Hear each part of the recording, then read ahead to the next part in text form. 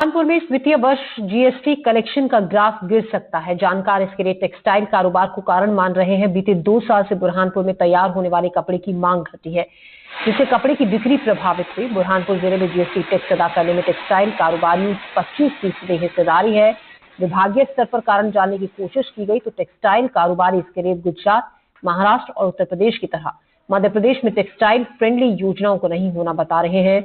अब इस पर सियासत भी तेज हो गई। विपक्षी दल कांग्रेस विधानसभा में टेक्सटाइल कारोबारियों को मांग उठाने की बात कह रही है।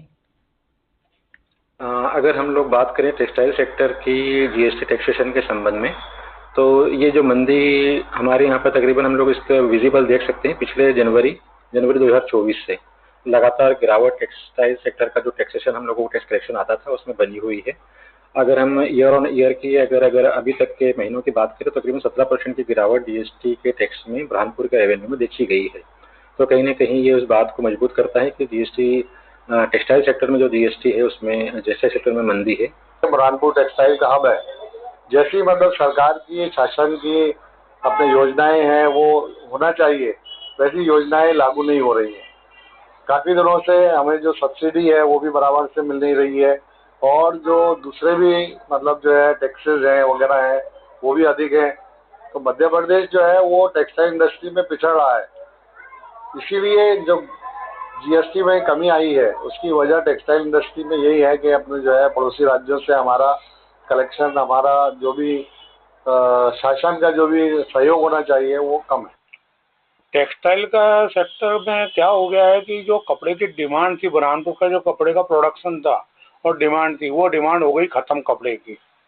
उस वजह से क्या हो गया कि यहाँ के प्रोडक्शन बहुत कम हो गया।